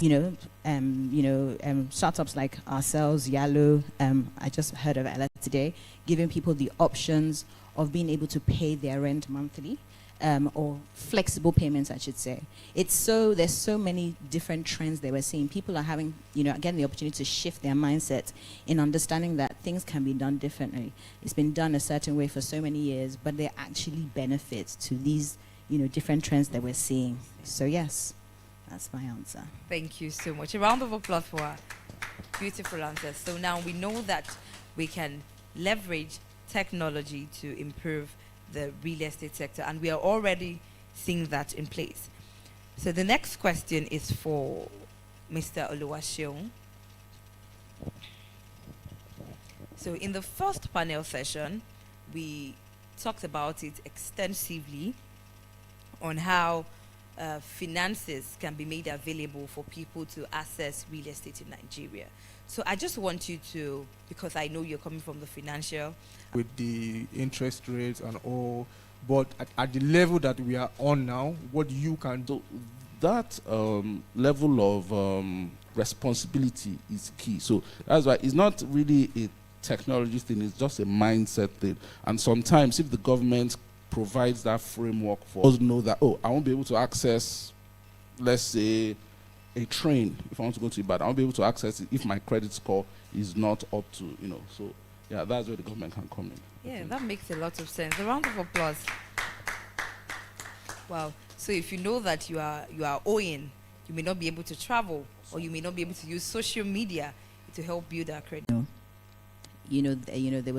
There'd be times where, you know, people will have to pay multiple times for the same piece of land because the registration for the land registry, you know, there's so many things like that. So there's a lot of work that has to be done in first building the infrastructure to then be built upon, you know, in the industry.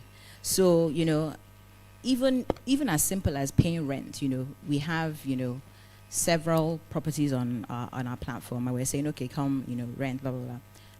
If I started to name the number of people that have come to the office physically to be like, okay, these police people, who are you? I want to see your faces before they say they want to pay, for the property.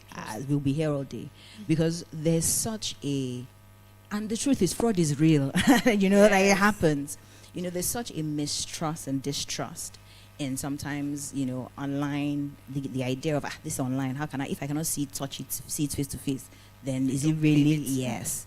So there's definitely a re-engineering in the mindset, in understanding, you know, literacy, the digital literacy. I think things like this are so important. Conversations, discussions, you know, education. The truth is, it has taken time for these kind of the mentality to sit in, to like, you know, take root. So it will take time as well, which is why I'm saying, you know, 5 years. I'm hopeful that definitely like people have a better understanding, you know, in that time frame and grow. I also think in order for it to grow to the scale of mass adoption, the government needs to be involved. It is so important. Like the backbone and the infrastructure has to kind of be built in. We have to come together and say, this is what we're doing, for there to really be mass, you know, adoption. I think one of the speakers that spoke before me was speaking about how a lot of the work that has been done has been in the private sector. So we've made advancements, but in order for us to really grow in the scale that we want to see for mass adoption, the government needs to key in and be adopted. You know, it's nice to see things like, you know, the rent to own scheme happening now, the National Fund House. You know, there's so many things, and technology can be a plug-in for distribution of these sorts of things. You know, so in 5 years, I think the sky is the limit, and I think technology has actually gone quite far. The thing is, are people, are the stakeholders willing to catch up with where technology is going? That's really the simple question. Okay, thank you so much. Thank you for your answer. Round of applause, please. So just as a build-up, the next question is for Mr. Chud. Just as a build-up to what Daniela just answered now. Things like blockchain, crowdfunding. So I would like to ask, what innovative financial models do you think developers and investors can adopt to enhance the real estate sector in Nigeria?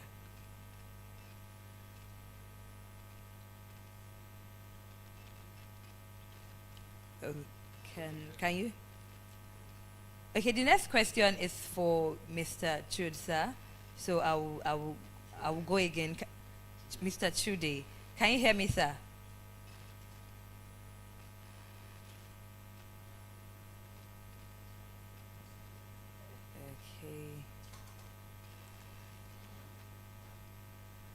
Okay, please give us a second to fix that. I don't know if it's from our end or from yours.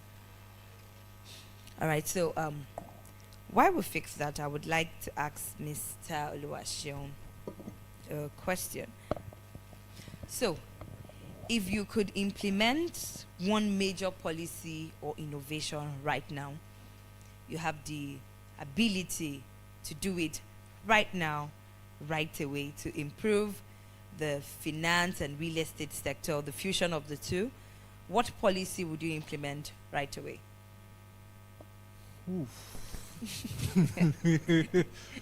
That's a very tough question. Okay. Just give me a minute to look through my thoughts. So I think for me, the policy that I will implement, and I will borrow again from our keynote speaker, will be low interest on our mortgage banks. Okay. Right. And the reason why I have gone for this is because, I mean, the ultimate goal for everyone is to have shelter, to have your own home, a place to call your own home. But fortunately, where we are in Nigeria of today, I don't know of tomorrow, but of today, it is very, very difficult to get that. I'll speak for the Gen Zs and the millennials in the house, because I tried to cut my beard so that I could fit into the Gen Zs, but I think I think I've passed it already. We are at the stage now where our basic, let me use monthly needs, our salaries are not our monthly needs are more than our salaries if we look at it carefully, right? So it is increasingly difficult even for you to save. Say you want to save to get or to buy an apartment. Apartments these days, and this is no shade to anybody from Ikorodu or from all those other sides, right? Unless if you are going towards Ikorodu or all those extreme ends, that's where you can see cheaper properties to buy, right, or to build, as the case may be. If you are looking towards mainland land now to buy, they run into millions of naira. You have to work for donkey years before you can afford to buy that property. But if the government can sort of give very, very low interest rate, I mean, the seller, you are glad. The seller, you are glad, you're happy that real estate, the cost is increasing day after day. But if you are the buyer, right, you're not so very happy about that. Now, with the rising cost to the cost of real estate, limited access to credit, I would just like you to, what would you say can be done to balance that out, right? If you're looking from the standpoint of an investor, you want it to keep increasing. But if I've been saving for so long, I want to buy it, at what point, where can we find that equilibrium? So I would like you to shed more light on that. Okay, I think the first assumption I'll tackle, when you say that from an investor point of view, he will want it to keep increasing. Not necessarily. Okay. Yes, you want it to increase to a reasonable level, but you don't want to price out your market. You don't want to make housing an income inequality thing.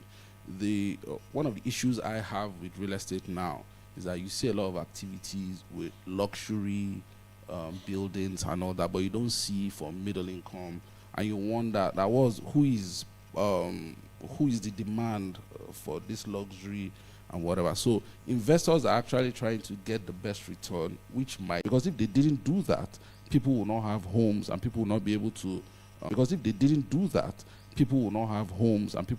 to take loans on those homes to start businesses and all that. And in the last panel, it was mentioned that real estate has some of the most, when you look at the value chain, it has the ability to employ a lot of people. For me, I keep on saying that real estate infrastructure is where we should focus. I don't even believe agriculture has that, because agriculture done well, one person with a tractor can farm. This is economic growth. I've seen somewhere that it says that because of the Land Use Act and how restrictive it is, there are probably like maybe 300 billion in GDP that has been held down. So these are things that if the government gets involved, incentivizes broad-based growth, so that it's not only luxury housing we are seeing housing for everybody, and I can finally buy a house. Yeah. Oh, wow. So affordable housing. A round of applause for him. Thank you so much, sir. So, Ms. Daniela, I would like to ask about your superpower as well. All right, please take the microphone. Okay.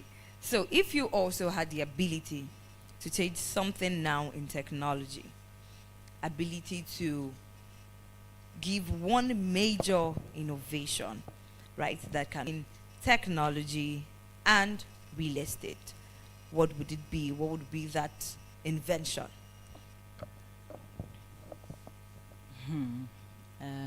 Hold on. Sorry. Give me a second. The answer to the question, it depends. So it depends on what the government does.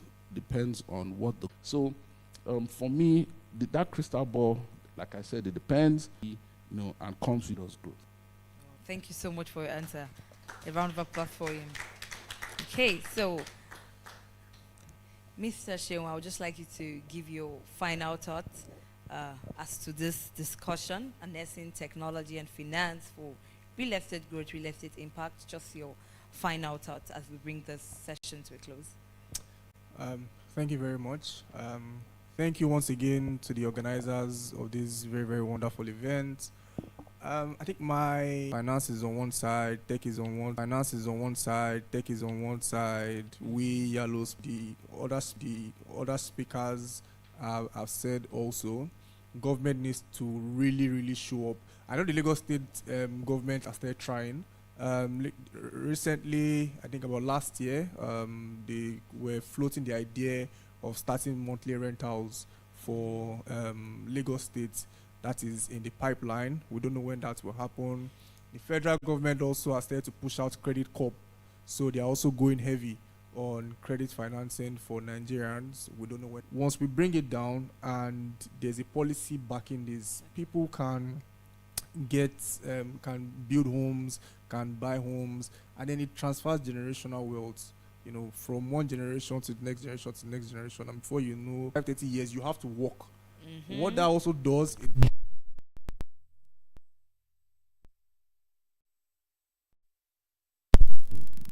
it's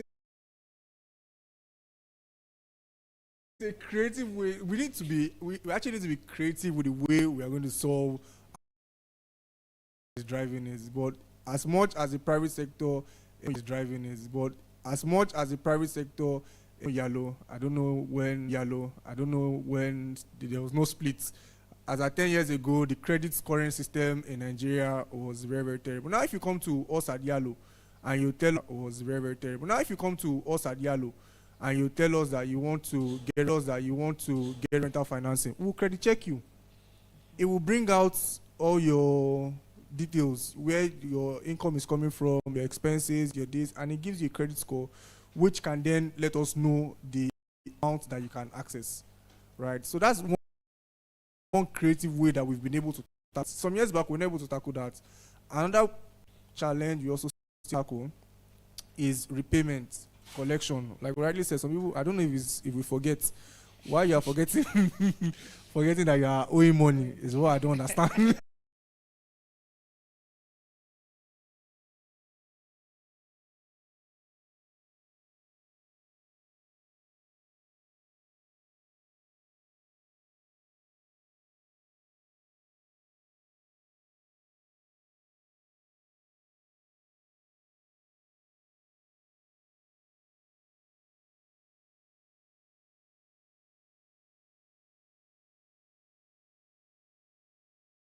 Of work that needs to be done, partnerships. I think fintech and prop tech and all the techs, I think that we need to work together. I think there's power and unity in trying to drive this. And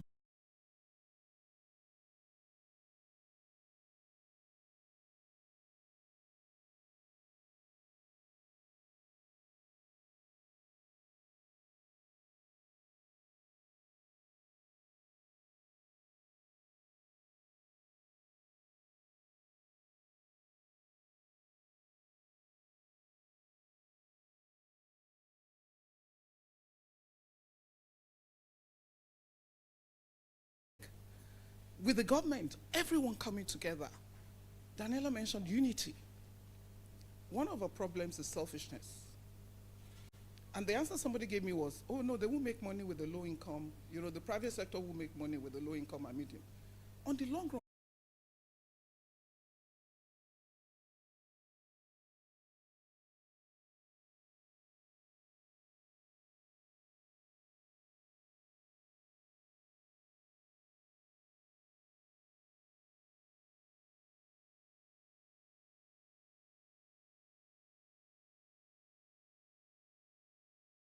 it's now 5-6 years and more people are still renting.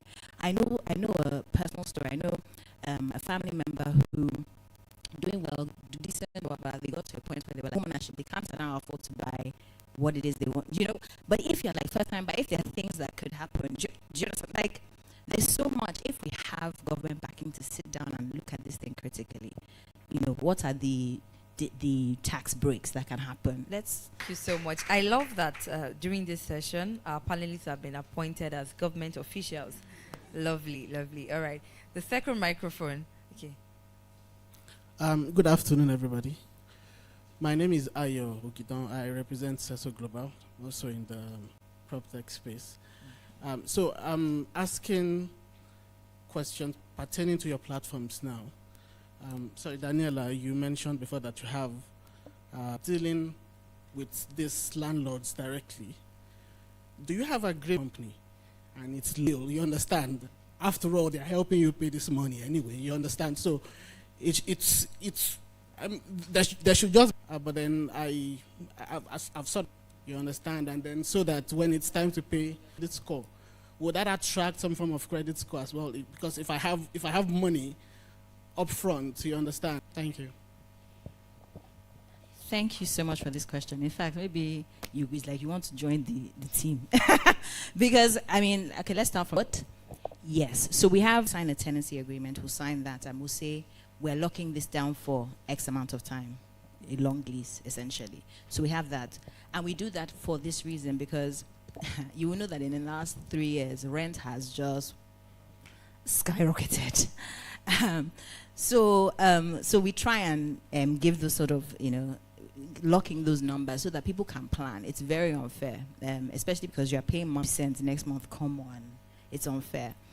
One of the things we've done on the platform is lease. That's the one that is not, that we haven't gone to a formal agreement with the landlord. The people that have just used our platform, the individual has left the AC on constantly because it's 24-hour power. At that point, it needs to be escalated and there will be like that. So that's the answer to the first question. The second question was about, I'm sorry, you remind me. Savings. It is actually on the, individuals need to be able to save towards something, So yes, right now, people are paying monthly, so they're post-paying, prepaying their rent before they live for the next month. But I want people to get to a point where like, you know what? I prefer to pay my rent annually. I have a lot of people like that. When I first joined Split, I thought, common sense. Me, I lived in the UK, so paying rent monthly just to me made sense. But the culture is different. A lot of people, and I still haven't decided if it's a cultural thing or because they haven't ever been given the opportunity to do it, their default is to just continue to do annual rent. But as it stands today, and as I've seen in the past 5-6 years, a lot of people still I can go and jollof and that sort of thing. So one of the features that we're looking to grow is a saving pot, like you said, PiggyVest has, where you can just contribute towards that, and that will be able to build, credit checks and spending, this person, almost a credit rating to say this person has been able to do this for this amount of time, so I would score them higher, and that will be visible to the landlord, this individual. And if you think about it, if the landlord has onboarded, you've paid for a space on the platform, and you're almost paying ahead to the landlord can see. Don't know what to do with their cash. You see some of them hanging out in Golden Tulip, hanging out in Sheraton, just shortlets, doing whatever they want to do. Do you have a target market for these people? Now look at Coca-Cola, for example.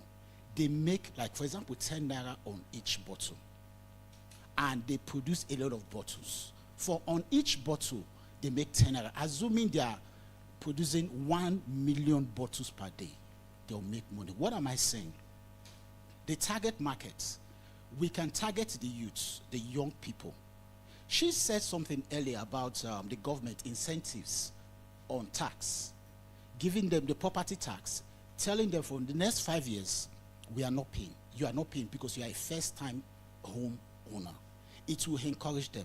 Now, also building up a smart city estate or smart estate, it helps them because most of the young people, they are into technology, they love those things. But what are you people? Do you have the data? Because my company, as it were, we want to partner with you, and with you. Do you have the database for any investor to come in and to make your business easy for you guys?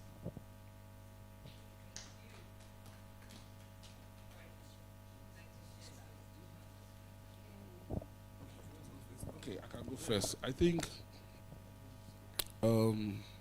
we know that we don't have centralized data in Nigeria, but you now need to have localized data. And I think that every company has a way of getting that and making decisions of that.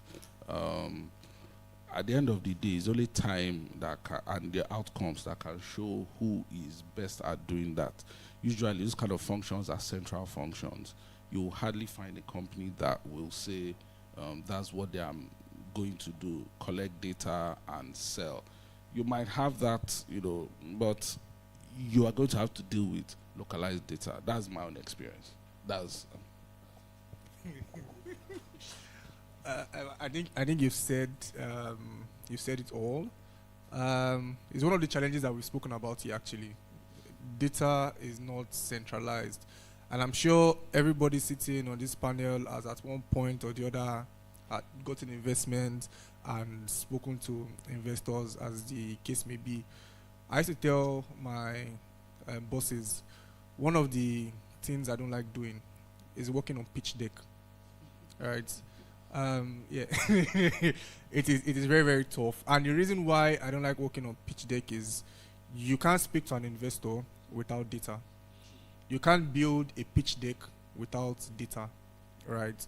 So just recently we were developed PPP Ventures backed, and I think one of the things that stood out was localized data, right? So what data do you have in your company? What are you working with? How do you go about your target market, your audience sampling, and stuff like that? Every business is unique. Even as we are sitting on this panel and it looks like we are doing the same thing, we still have unique value propositions, right? So that unique value proposition creates a different data set, as the case may be, for each of us, right?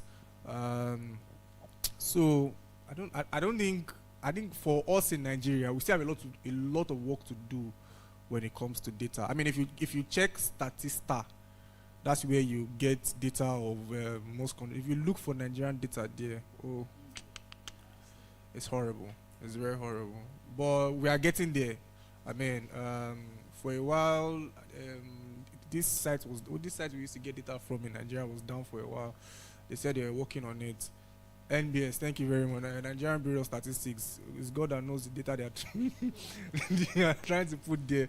So we have a general problem, but I'm sure we'll solve it as the time goes on. So please tell your investors the market is ready. The market is ripe.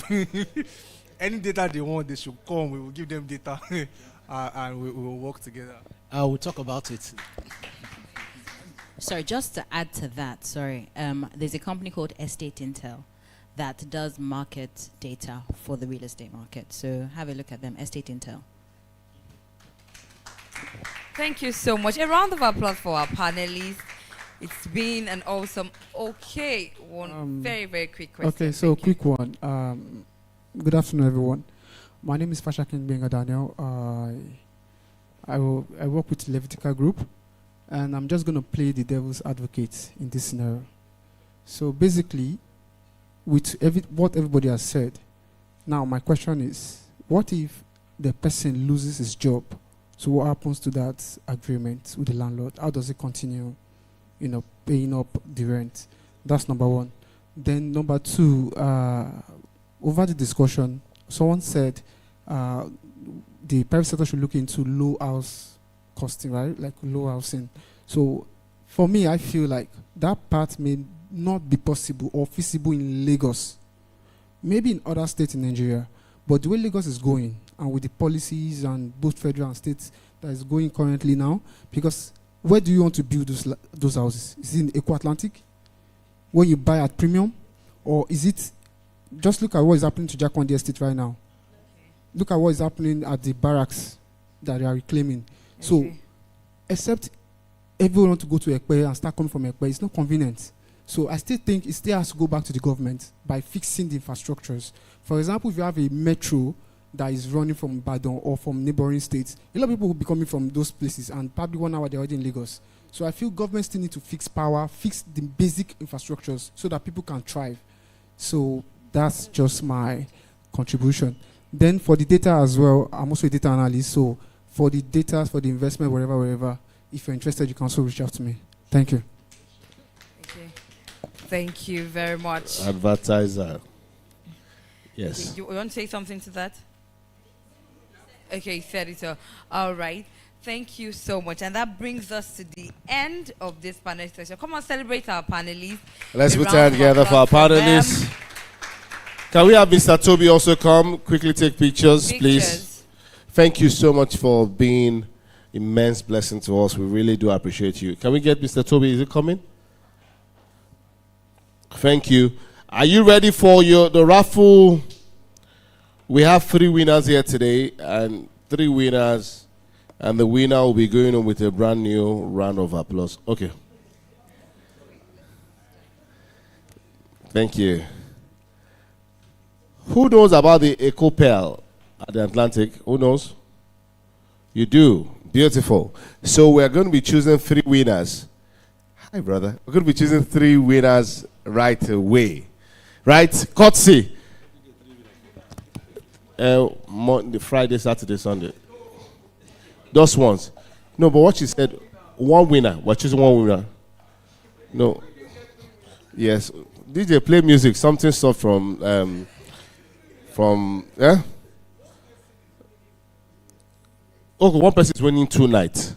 That's what thank God that I announced it first, so I will not get into trouble. You will pay for the other. How much is my balance that I will use to pay? My sister, this life no balance. Yeah.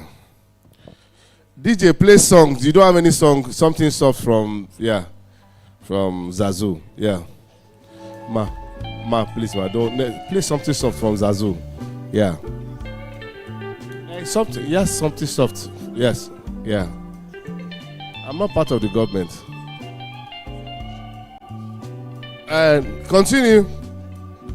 DJ, increase the volume. Something soft from Tokwa Labi. Ayele Ibosio.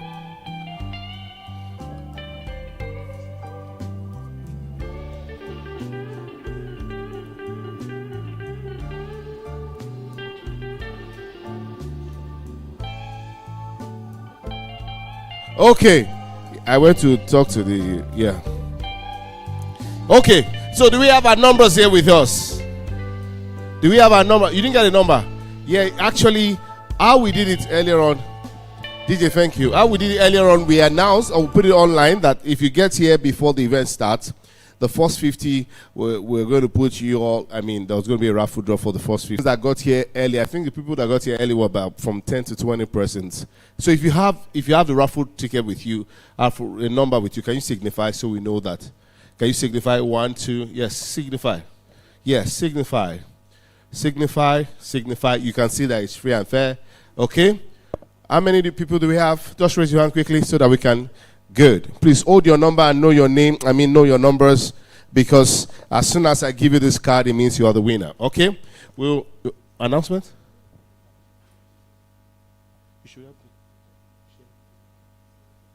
Okay, yes. So please check it. We have your numbers in here.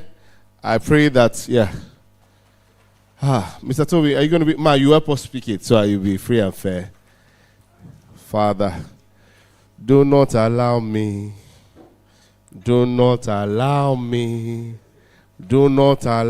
Jesus, to go empty. Mama, are you ready? Can you please, your hand is free. Let me see, free and fair.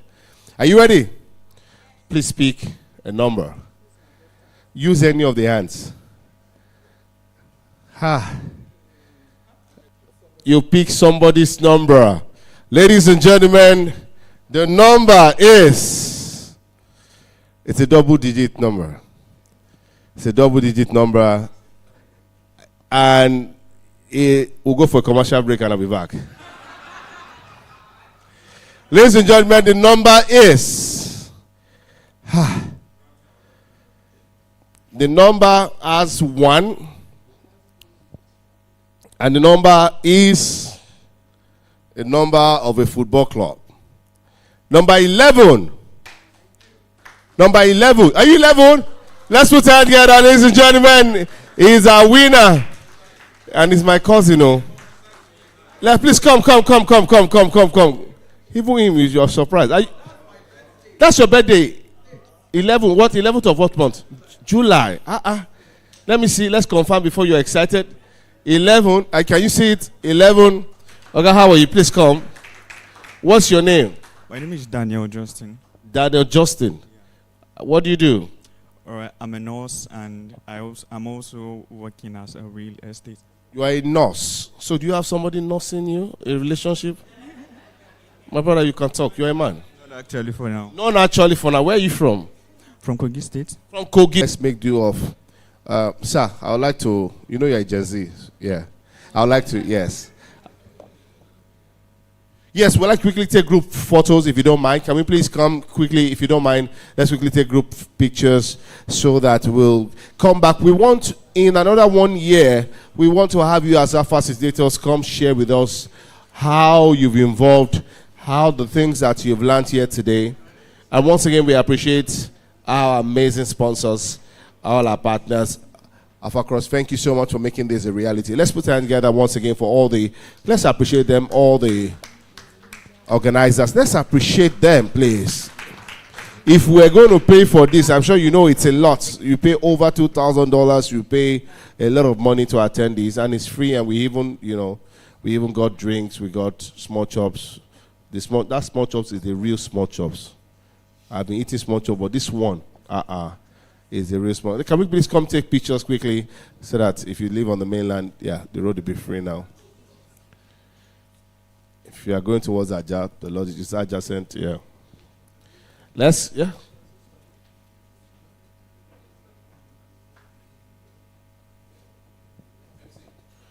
We shouldn't take.